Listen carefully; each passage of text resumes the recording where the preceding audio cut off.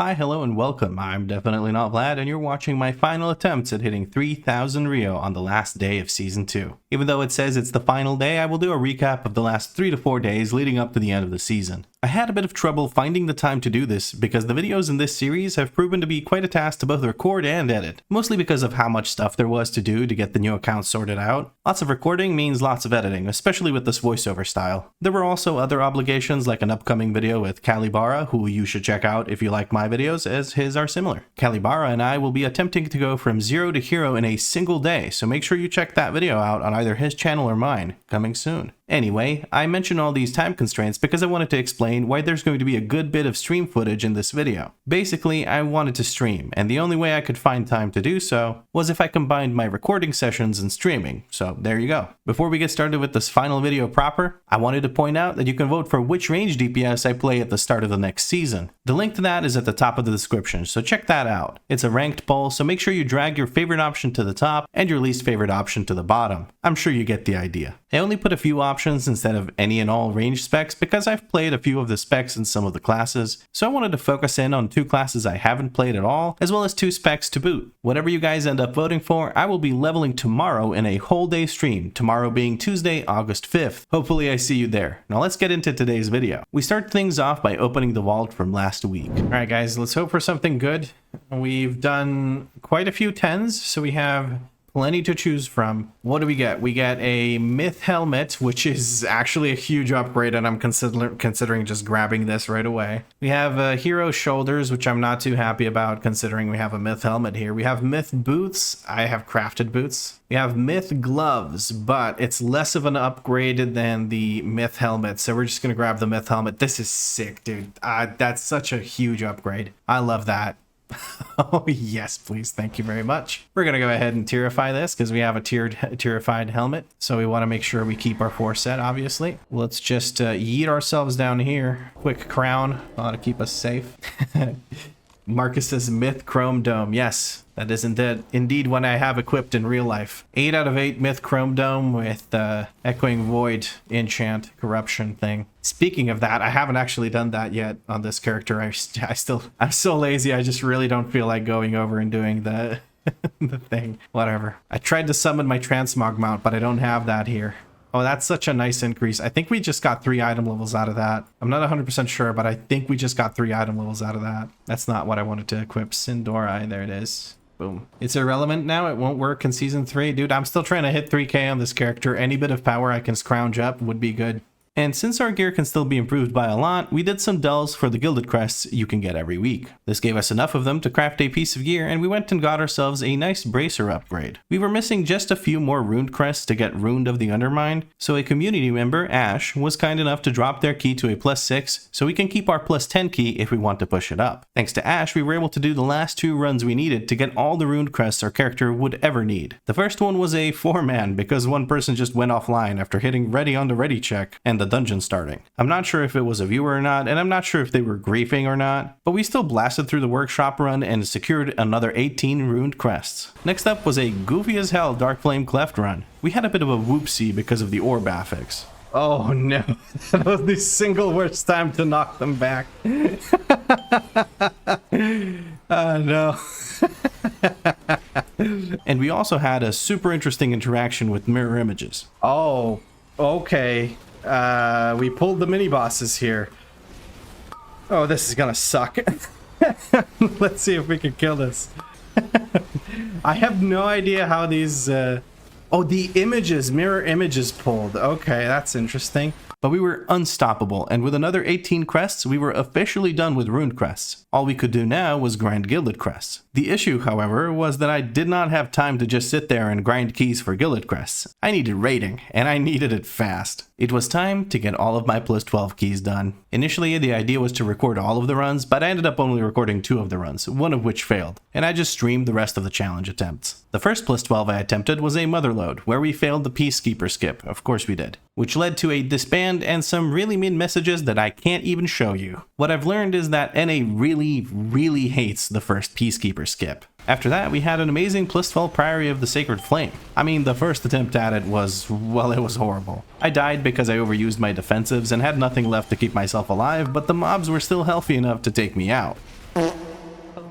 this. Luckily, the group still trusted me enough to give it another go, as it was a resilient key. I think it was less trust and more the fact that there's not many other tanks around at almost 3 AM server time, but I'll just act like it was trust. We ran it back and tried again, and this time, I didn't panic. I trusted my healer and my self-heals to keep me alive while only using one defensive at a time. And who would have thunk it? We managed to get through the first nasty pull. Things were pretty chill up until finishing the first boss. I was planning on doing the next room in 3 pulls, not 2, but the shaman suggested I go big with Bloodlust, to which I replied I would probably die. And the shaman said, "Bruh."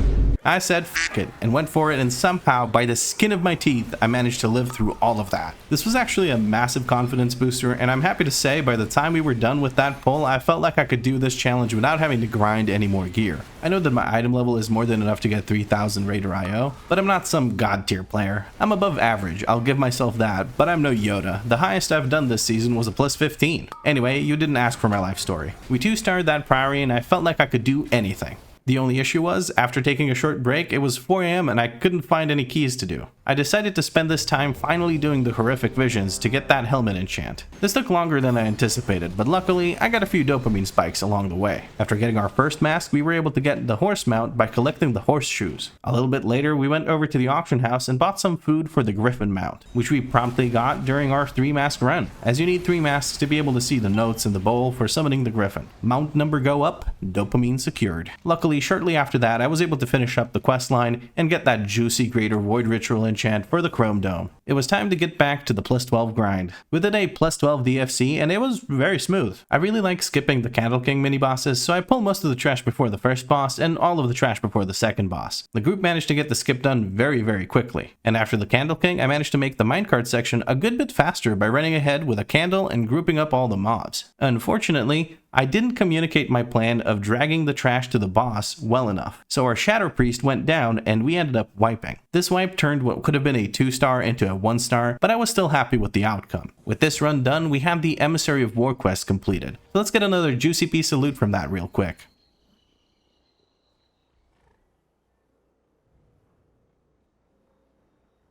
That ain't it. That ain't it. It was time to time a 12 motherload. The round that I got into was largely uneventful other than our resto shaman, Chumbo, having trouble with the skip. Come on, Chumbo. Hey, Chumbo did it, guys. Chumbo got through. Chumbo, the man, the myth, the legend himself. Holy shit, let's go. The only death we had was one whoopsie daisy moment where someone got taken out by the brainstorms before the 3rd boss. On the last boss, we had a weird moment where a feign death bugged out the missile. Boy moving, he was moving. What the hell? Who is it going on? I can't tell. That was so weird. What? Did you guys see that? That was so freaking weird. But it couldn't stop us. We had another plus 12 under our belt. Next up was Theater of Pain, a dungeon that has caused me a lot of, well, pain this season. I think it's the dungeon I've bricked the most out of all of them, and that's saying something next to the likes of Priory and Cinderbrew Meadery. This run didn't have any big mistakes, but it was just slow. You could blame me for not skipping the 2nd mini-boss, but we did skip the 3rd, which was a good time save, even with just 5 deaths, one of which was the warrior failing to jump after Koltharok. So I can, oh no, our warrior died. Bro, no. It's 15 seconds. We have 4 minutes left on this fight, on this dungeon. Our timer was so tight that we only got it done with 15 seconds left. At least this was a good candidate to run at plus 13 later on for more rating, since our plus 12 was so weak. Moving on from that, we attempted a plus 12 workshop, but it went very poorly. The Paladin healer said they were lagging, and I think they were. I was trying to skip the last waste processing unit, but that didn't really go according to plan. In the moment where it all went wrong, I couldn't really see that the Paladin was lagging, and that's because our DPS was busy ripping aggro off of me and dying. But if you look at the clip, you can see that the Paladin is moonwalking in the distance like they're disconnecting, and once they were back in the land of the online, it was too late, and they ran into the mob I was trying to skip. We did try to continue, of course, but the Paladin kept having issues, and we didn't get a tank dispel on the Cujo fight. I bubbled the debuff off once, but the second time around I needed a dispel before getting another stack. The group disbanded because the key was pretty much bricked with the Paladin not being able to play properly, so I peaced out and went to try my luck in a floodgate. But the tilt got the better of me, and I ended up messing up the first pull and dying before I could get my bubble off. I could blame lag, with me being EU based and playing on NA, but I knew I needed to be more careful while gathering. I could have definitely played that better. And just to prove my point, the group didn't instantly disband. So we went again with fewer cooldowns available, and I still managed to do it. That's how you play that better. However, when the Mage's Orb ended up pulling a pack I've never pulled before in my life and wiping us, that was when the group did fall apart because it didn't seem timeable anymore. I felt a little masochistic, so I went back to a workshop, thinking it couldn't be much worse than the last time where our healer was lagging super hard. And I was wrong. We had to do about half of the first boss with just 2 DPS because people couldn't stop kicking the bucket on it. And of course, we failed the waste processing unit skip I wanted to do as well. I told the healer to release so they could get back to us and we could potentially recover and not wipe here. They did so, and to their credit, they got back to us quickly enough for us not to wipe. We did lose the hunter near the end of the pull, but they instantly released. We also lost the warlock at the end of the 5-dog pull, and they also instantly released. I asked people not to insta-release anymore because that's usually a time loss at the end of a pull, but the hunter said I told them to do so. I said it to the druid that died at the beginning of a big pull a few minutes prior, not to people who died at the end of a pull and could have been rezzed to speed up the run back. Unsurprisingly, we ended up having 2 more deaths on Cujo. One was the warlock not making it to safety, and the other was the druid standing a bit too far away from the safe spot and getting blown up. I reset the boss to avoid a full wipe, but it was too little too late. The key was looking pretty dead. The party lead ended up kicking me. I would have just left on my own as people agreed that the key wasn't timeable, but I guess I annoyed them. But I wasn't gonna let Workshop kick my ass like that, so we go again! This time I had a new rule. Don't skip the drill. With the new rule in place, we got through the Cujo hallway just fine. We lost a couple of people to the 5-dog pull, but to be fair, our healer said they were new to healing, and that pull is rough on the healer. Other than that, though, we only had a death right at the end of the Cujo fight. After managing to do the Mind Tool skip on the second to last pack, which saved a lot of time, we blasted through the first phase of the last boss with ease. And aside from one moment where the mage needed a juicy, clutch lay on hands, the fight went smooth and we secured a 2-star workshop. Up next, we ran a rookery that was genuinely just a smooth run. I have basically nothing to say about it other than it was easy IO. We nearly 2-starred it. The last run of this stream was a Cinder Brew meadery. It was another run where I don't have much to say about it. The Demon Huntered a bit too hard and got taken out by a wave on the last boss. This ruined our streak of finishing dungeons with 3 deaths, but it didn't matter because the dungeon I was most scared of, the +12 Cinder Brew, was timed. With almost 5 minutes to spare as well, which was wonderful. More Raider IO. And so the final day dawned. We needed to get a few +13 keys to round out our rating and hit 3000 RIO. It was already late in the day and I knew I needed to edit this video the next day, which is the actual last day of the season on NA, so I didn't have much time to play. The pressure was on. We started the stream with a +12 floodgate that went decently well.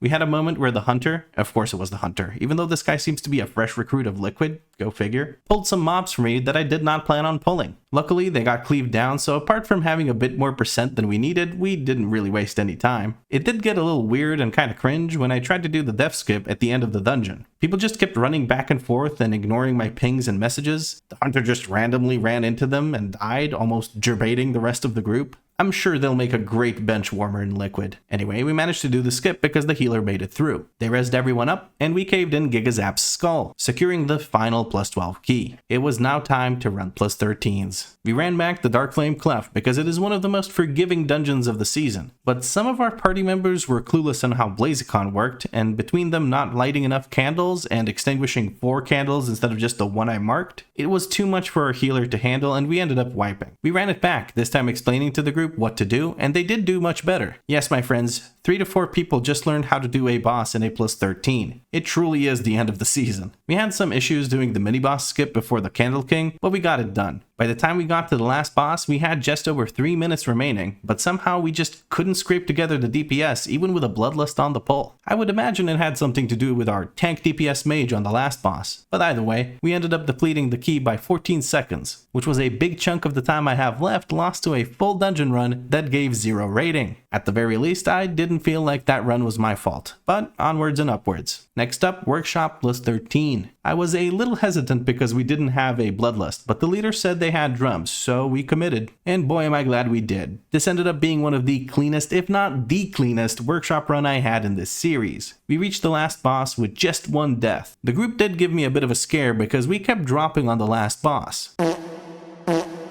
But in the end, we clutched up and put our first +13 on the board. It hadn't been long since our +12 rookery, but it was worth revisiting for +13, as this seems to be one of my better dungeons. We got off to a really rocky start.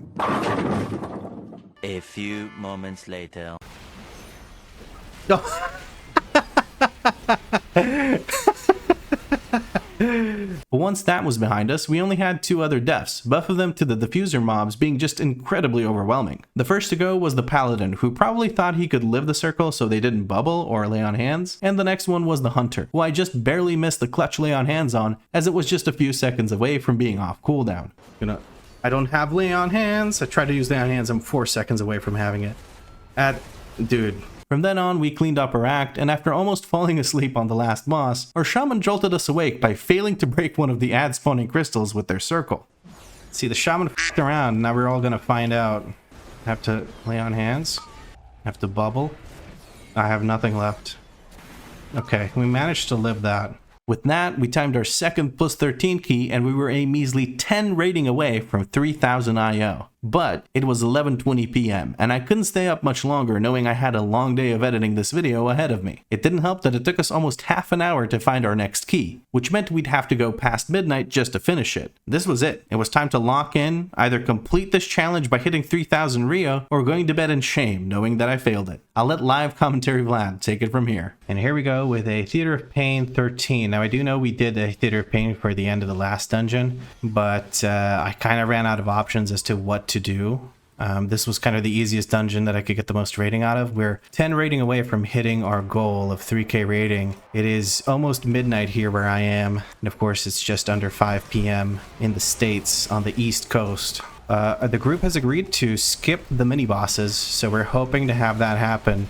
It looks like we are soothing the Bloodhorn, which is very good. That way we can reduce the damage being done to the group here significantly. Makes the healing part of this encounter a lot easier. There's a Raging Tantrum. No Soothe going out right now, it looks like. We're going to try and do some off heals here. I'm going to use a big defensive here, make sure I live. And we're going to send out interrupts towards the Accursed guy, keep him moving on top of us. Now, people are kind of far away. I'm going to bubble here. I got to keep myself safe. I used the lay on hands on our druid friend who was kind of stuck in a weird place. Now that guy that was far away, that's who I was talking about. They were far away, which means that when the breath comes out, they're going to have a hard time getting out of that breath. So what you should do is you should stay relatively close, loosely stacked, close to the boss. That way you can avoid getting caught in the frontal and not being able to get out. That's like the #1 way to die to the frontal, is to be a bit too far away. Now we're moving with the boss here, or with these zones that are getting put down. I want to move the bosses a little bit further away from the zones so that people can get away from... Oh no, this person's almost dead. I was trying really hard trying to give them freedom, but I gave it to someone else instead because my mouse over... Well, I'm not very quick with my mouse movements, so I'm a little worried with that when I have to do it. It does look like we're going to be able to get through this boss fight, and I think that is a good portent for the things that are coming. I really hope we manage to do the mini boss skips because that saves so much time it's not even funny. We're gonna hit that guy with a shield, keep that what's it called? Consecration rolling. Gotta keep that buff up. It's very important for us. We're very mastery heavy with this build that we have going on right now. And the more mastery you have, the more value you get out of consecration. So you gotta make sure you keep that consecration up if you're running the stats I'm running. I don't know if it's better to run crit or mastery. From what I've seen on Archon, it seems to be that people are kind of equally dipping into both crit and mastery. I decided to go a bit heavier on the mastery, so here we are enjoying the benefits of consecration. If everything goes according to plan, we are going to be killing these 3 last mobs to get %. Now we're gonna have to pull a whole bunch of shit. If we skip both the mini bosses, we're gonna have to pull a whole bunch of stuff on the last wing, which is the Kultharok wing, the one with the Lich. So that's something to keep in mind, is that we do need a lot of % from there. I'm going to pull this guy in. I'm gonna throw some judgments at him, and we're gonna use wings. Stack is what I'm gonna say. Stack. Okay, so we're gonna keep saying stack until people actually start stacking. I know the Arbalest is far away, but there's nothing we can do. Our best bet is to just keep stacking, because then we reduce the damage we're going to take, or we trivialize these whole circles and spinny bits. I'm going to keep sending damage towards the Arbalest as best I can, But I do have to keep in mind that this guy's going to kick my ass if I let him, so I got to keep using defensives and stuff. People are finally stacking. That's good. We do need a bit of damage on that Arbalest. I'm going to keep sending whatever damage I can towards them. Somebody also recognizes that that thing needs to die, which is good. It is our elemental shaman. He's blasting the bejesus out of it. We're going to keep sending damage towards it as we can, while also making sure that this guy doesn't kill us. Arbalest is almost dead. He will get a couple of shots off. And now we seem to be good. Everyone is still stacked. Perfect. Very well handled by the group here. After we move to the next spot, what I'm going to do is I'm going to put down a marker, a ground marker right here. And people will stack on that marker, and I'll do a pull timer, and we're just going to run past the first or the second mini boss. I'm going to do /pull 5. We're going to give freedom to our priest, and we're just going to run. We got movement speed from the druid as well. We're just running. We managed to do the skip. This is wonderful. This is absolutely wonderful. I got to heal myself, make sure that gets interrupted. Divine Toll goes out. The Arbalists move, but they reposition on top of... I'm going to stun this immediately. People are focusing Arbalists instead of focusing the big guy. I don't have enough damage to hold aggro here, so I'm going to have to pop some stuff. But that's okay. Do some off heals on the people that got hit by the Arbalists. Now here you really should focus the captain, even though the Arbalists are doing the damage to the group. You gotta focus the captain, because the captain gives, what, 75% reduced AoE damage to people. That is a significant amount. Like, you need to take care of him, and then you can take out the Arbalists and blow these guys up. We're gonna put another marker down here. We're gonna do another pull 5 and get ready to give the priest a movement speed buff. 1.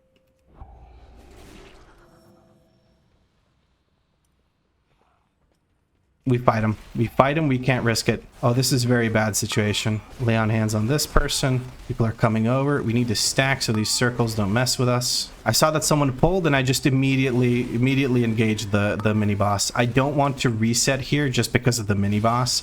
We're lucky, and this is one of the easier ones to deal with. It's really only me that's under threat of damage, because we're stacking, so all of these swirlies are all landing at the same spot, and it leads to us being able to just avoid those doing damage in a significant way.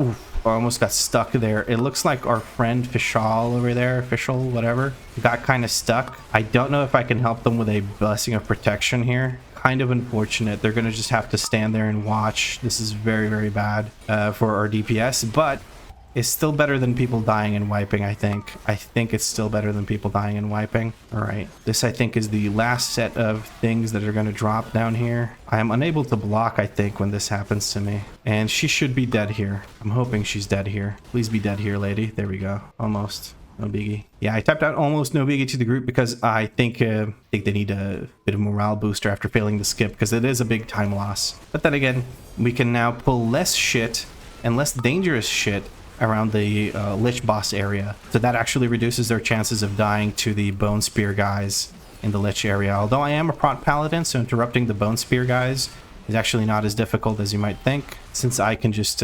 solo lock down one of them, and then other people can lock down the other one, and it works out quite well. Now I should look to give movement speeds to our priest friend. He is the slowest out of all of us, so I should look to just give him freedom whenever there's any reason to move. And to do big damn. It looks like people are slow to kill each other in the PvP section, but we're doing enough damage to not have to worry about it too much. We were able to take out the banner before he starts doing his combos. I'm going to give the priest movement speed now so he can move wherever he needs to a little bit more quickly.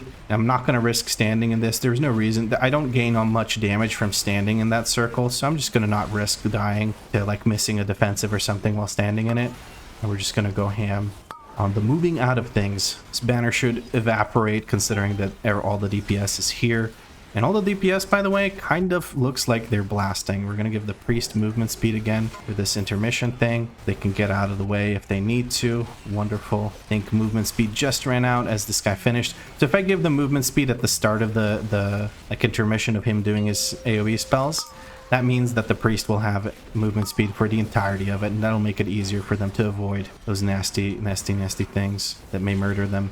I can also look into giving them movement speed or giving them a Blessing of Freedom if the banner isn't killed very quickly, because that way they don't have the movement speed debuff. Our druid friend just went down because the banner wasn't dead and he couldn't move fast enough, although he could have shapeshifted out. Oh, he lagged. Okay, because it did look like he didn't even move. I will give them a CR though, 30% of the boss is left. We lose a significant portion of damage if our druid is just dead the entire time for 30%. And it becomes much more difficult to deal with the banners because we have no DPS left up here if there is one DPS dead. There we go. We dealt with this banner well. We're going to give movement speed to the priest to help them out for the rest of this intermission.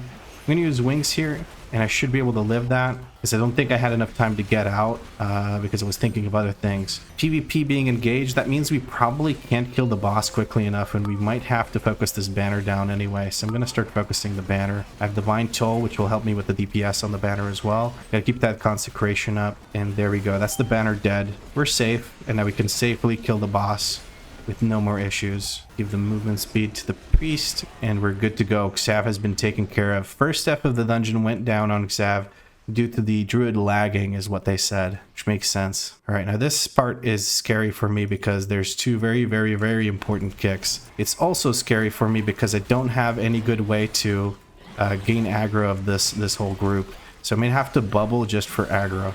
I'm looking for the important kicks. I'm not going to interrupt anything else. I'll let people handle that. Here's one important kick. We're going to switch to the other one.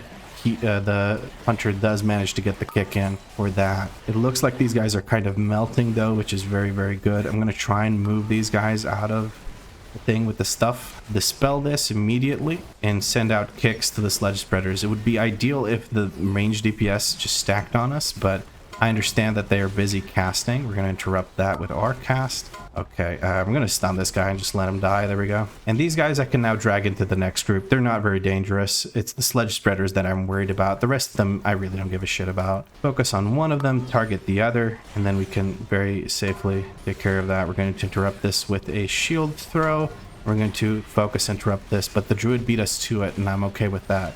It's nice to see people actually kicking. We're going to send as many kicks as we can with our Avenger shields. Lots of kicks going out, and these guys are absolutely melting. Love to see it. We're going to finish off the Butcher here, and then we're going to look to see which one is better. I think this one's moving towards us. This side. We go this side. This should be faster. I couldn't see if it was moving towards us on the other side or away from us. I couldn't tell. But when I approached a little bit closer, I was able to see that it was moving towards us, which means we go this side because this guy was already here and ready to get started moving away from us. Nobody pulls. That's beautiful. We're going to focus on interrupting the sledge spreader again, using the offensive while I set up my consecration and my shield of the righteous, and that should be a-okay. Again, we're just going to spam kicks into the sledge spreader because there's nothing else to interrupt of great importance here. So we can just keep staring at him and spamming him with interrupts, and he should be that much easier to take out. With him dead, I'm considering pulling. Yeah, I'm gonna do it just for the timer's sake. We're going to Divine Toll now. That should give me aggro on all of these guys. Amazing yoink back by the druid. Love the yoink back here. Now really scared that people are gonna die to the frontal here. We're gonna use a defensive frontal backle thing, but we're gonna use a defensive. God, Vlad, finish one sentence. Just one sentence would be plenty. Sorry, I'm kind of anxious here. Yeah, we're going to try and just make sure that we don't die to this guy's frontals and that we interrupt the sledge spreader. It's important cast. If it goes off, the group's basically dead. This discharge thing, we're going to take care of that. Don't want no discharge. That sounds like a health condition. You should see someone for that. Get out of here. All right. It's just the gas bag. I'm going to finish off the gas bag, or make the group finish off the gas bag before we move on to the boss, and we're going to drag these two mobs that are left into the boss. That should work just fine because they're not that dangerous. Okay, give the priest movement speed, and we can lust here actually. Lust. There we go. Oh, they did it right as I said it. That's amazing. Hateful Strike comes through, but I have defensive running for this, so we should be fine. Divine Toll goes out, gets me aggro of these new mobs that just spawned in. And we stay close to the center of the room. I feel like that's the best place to park these guys. Of course, you get pushed out of it from the leftovers dying and leaving the zones, but for the most part, staying in the center of the room is pretty dang good. Looks like the group has good offensives ready for the start of the fight, which means we get the pleasure of disposing of Gorechop very quickly. We're going to use the defensive here because the Hateful Strike's going off. We're going to bop our priest because he got caught by one of those hooks, and that bop will both remove the bleed and the stun, so using bop there is very beneficial. Now hopefully nobody else gets caught, and then we don't have to regret the fact that we don't have a bop anymore. We're going to go ahead and use our judgments to make sure we get aggro on these leftovers. Lovely way to get aggro on them. It's very easy to get aggro on these guys as a Prot Paladin. because you actually have range DPS options or range damage options, it's very difficult as a warrior to get aggro on them because you need to get up close and personal as a warrior to really generate significant aggro. But with Paladin, you just throw a judgment, and when that hammer hits their dome, it's all ogre. I just procced my cheat death because I thought I had the Ardent Defender up, but I didn't. It was like a few seconds away, but that's okay. We lived it thanks to our cheat death, and now we have to, oh, we just lost someone, but they have their thingy with the stuff. I gotta make sure I live here. Hold on, I'm gonna shut up and focus up for just a second. Just a second. It looks good. Okay, people dipped low and I dipped low, and there was an offensive coming in and all sorts of things, but right now I think we're chilling. Send out the judgments. Ooh, I moved too far too quickly, so I got yoinked back. We're going to off heal our priest, and we're going to give them Blessing of Sacrifice to reduce the damage they're taking. Hateful Strike comes through, we bounce back with a heal. We should be chilling now. Okay. Gorechop is almost dead, and that's the least favorite fight of mine in this entire dungeon, I think. Last boss is also a bit of a pain, but that's just because it's a difficult boss compared to this. This one just feels like it lasts forever, and it makes it more difficult. Off heals for our priests again. I don't want them to die here near the end. It looks like they're handling it. Some jumps on the priests. We're going to give them a bit of an off heal, and that should be it. We're safe here. Only Koltharok is what stands between us and Mordretha, the Endless Empress. And those two bosses are all that stands between us and 3k IO on this brand new NA account. All right, I think we use a lot of movement speed abilities here. What I'm going to do is I'm going to give freedom to my friend the priest here, and we're going to just run and hope for the best. People are running a bit ahead of us. I'm going to Divine Toll here now. I'm going to heal myself. I'm going to yeet this, and then we're going to stand over here. Just kind of hope for the best. We're going to pop wings. We're getting AoE CC in, which is what matters. I'm the one being focused by that. When I can, I will give freedom again to our priest. I don't have sack available just yet. Blind, I'm going to send out blind because I see 3 cast bars. That's a good time to send out AoE CC. I'm going to send as many kicks as we can into these souls because they hurt. It adds up. It doesn't hurt as much as the Guardian, but it definitely adds up. We're waiting for the green orb thing to appear, and then we're going to grab it and take it to here. You want to avoid going onto zones that have these mage things that throw the spears because they're the most dangerous mob in here. It will one-tap someone if you don't manage that kick properly, so you got to look out for that. The soul binders are much more easy to manage. We're going to give freedom again to Shelby. Shelby will end up... Oh, I just wasted my kick because of that fear or incapacitating roar.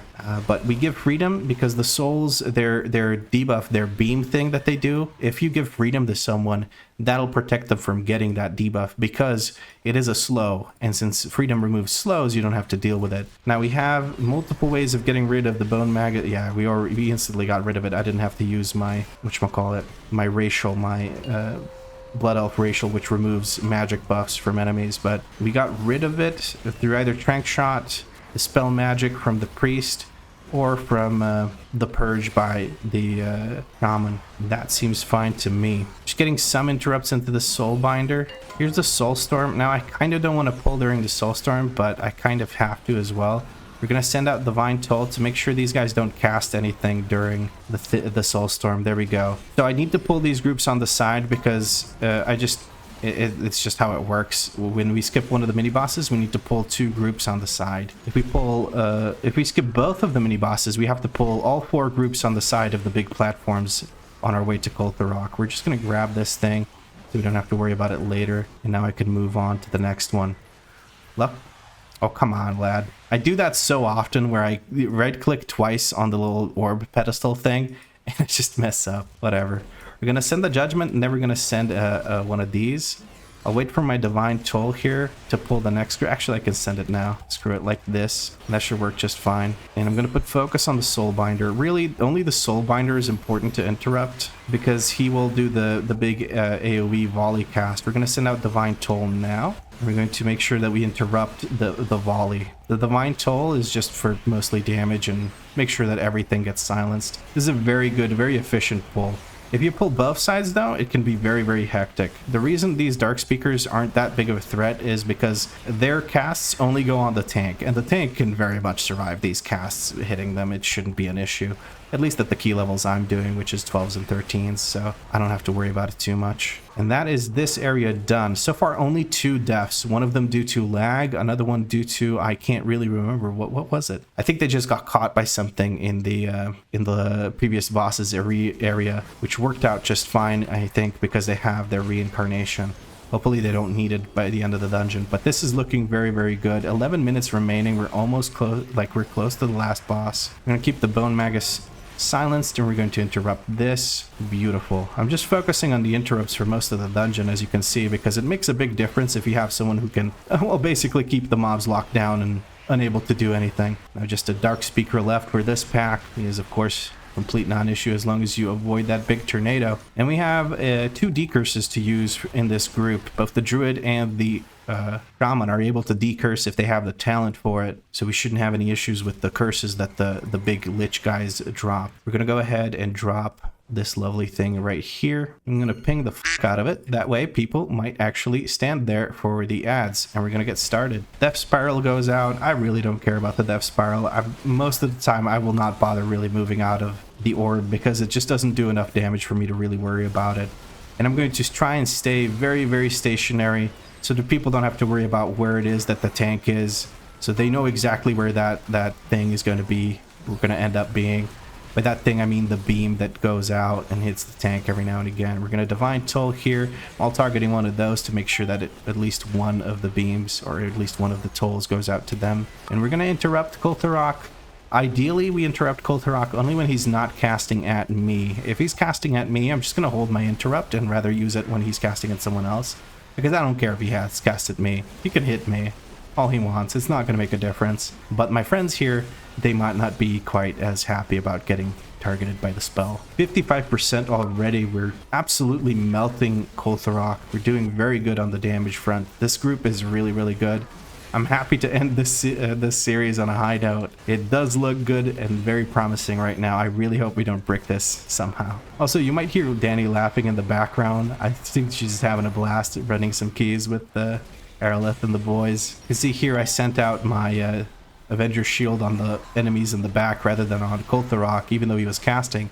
And then again is because I'm trying to interrupt only when he casts on others. When he casts on me, I don't really care. Doesn't make a big difference to me. Sean Connery coming in for the save on the interrupt there. People are interrupting as well. It's lovely to see. I can contribute to this one, luckily. We're gonna have to drop the souls one more time, but I don't think it's gonna matter too much. Send out my Divine Toll. Boss should be dead here before they are. Actually, no. It looks like people switched over to the ads one more time, but that's better safe than sorry, honestly. It works out. I failed to kick the last thing that he casts, but it is indeed the last thing that he casts as we move on to Mordretha, the Endless Tempress. Now, we do have a little bit of percent left to take care of, but if you remember, we did skip a few mobs at the beginning of the dungeon. We can beat those guys up while we wait for Mordretha to spawn in. She takes 30 seconds to spawn in due to some RP. So what we can do, yeah, see, those are the 30 seconds right there. What we can do is we can pull these guys and just deal with them while we wait for Mordretha to show up. I'm not going to use Divine Toll here because I want to save Divine Toll for when the ads show up, when you get the circles during the Mordretha fight. That way, if I Divine Toll during that, what we're able to do is we're able to silence all those mobs because they spam cast, and if they're silenced, they're just going to walk up to us and smack us in the face, and we're okay with that because that way we can cleave them down. They're all stacked up very quickly. They will die. And there's Mordretha. We're going to get started here right away. We're just going to smack her in the face. I'm going to drag her to the side of the room. We're going to get started. We have Bloodlust available, but we might want to use that for the second half of the fight, where she does significantly more damage and is much more dangerous because of all the extra effects going on. The extra effects being basically she does more damage, and there's piggies running across the battlefield, and there's the guys doing the circles, which are much less dangerous than the piggies. But it is time to see ourselves use the first Divine Toll. We're going to go ahead and use it right now. That should interrupt just about everything. I hit the last one with a regular one, and we're bloodlusting right now during the ads. I'm not sure I like that course of action, I'd much rather just have held it for the second part. If not the second part, then at the start of the pull, because if you use it at the start of the pull, what you're going to end up doing is more damage, and you're going to kill her overall more quickly. But beggars can't be choosers. It's not me popping lust, it's the shaman. We're just going to deal with what we get. Echoes of Carnage going out. We're all full health. We're all very healthy right here. I'm going to send out some off heals as best I can. Circles coming down, those are the ones I talked about. And we're going to pop wings here to keep ourselves safe from the damage she's about to do to us from that reaping side. That starts doing more damage in P2. It looks like we're perfectly safe here. Yes, even the direction we have to move in to survive. I'm going to lay on hands our healer. I don't want to risk them dying there. I think they were safe and out of the woods, but I just pop lay on hands, make sure that they live. Grasping Rift goes out. We have Divine Toll available again, which means that these adds that are about to spawn in, I can again silence all of them. I'm going to use a defensive here, try and keep myself nice and safe. We're going to do Divine Toll. Everything gets hit. That one's stunned. We're going to silence it post toll, so to speak. We're going to CR our friend here, the shaman that went down to... I'm not sure what they went down to. Maybe a cast went off by one of the adds. We're going to bubble here, make sure we live. I do not want to die right here at the end of the fight due to not having a defensive ready because I spammed all of them like a dum-dum. No piggy running at us. Depending on where the frontal goes, we might be in trouble here. We are not in trouble. We're able to move out of the way. Make sure everyone's nice and healthy here before the next Grasping Rift goes out, which is soon. All the circles are far away from us. We're very close to being done with this. We don't have Divine Toll for this one, but we're going to try and make sure that we interrupt as many as possible. We're going to blind now. No piggy on us. It looks like maybe one piggy on us. Trying to interrupt this. Frontal goes out. Heal the hunter. There we go. And that's Mordretha done. 18 rating gain, 3008 rating total, giving us the War Within Keystone Legend for Season 2 right there. Right then and there. And that is amazing. We get the Ritual Bone Band, Warbound. I don't care about that. Thank you for the key. There we go. Got to shield the YouTube channel. See you around. And we're going to leave. That was a lot of fun. That was a lot of fun. And that, my friends, is how we got 3000 IO on the last day of Season 2 that I could play. This series was probably one of my favorites on this channel. Not because of the character or the spec or anything like that, but because I feel like you guys genuinely enjoyed the new format. With that being said, I simply cannot continue making videos like this, as it takes too much time and risks me burning out, which would mean no videos at all. This is why we'll be returning to the previous format of one live commentary dungeon per run with no voiceover. Okay, maybe a little voiceover. I'll take this moment to remind you that you can go vote for what range DPS spec I'll be playing in Season 3. The link to the poll is at the top of the description. Remember, it's a ranked poll, so drag your preferred option to the top, your least favorite to the bottom, and then click vote. I'll be leveling this character tomorrow on Tuesday, August 5th, during a whole day stream, so be sure to tune in and hang out on either Twitch or YouTube. If you enjoyed this series, drop a like and subscribe, because there's more D&V content coming your way. Include the word release in your comment and I'll be sure to heart it, so you have an excuse to instantly release at the end of a poll like the Hunter and Warlock did. But as always, thank you very much for watching, and I'll catch you in the next one.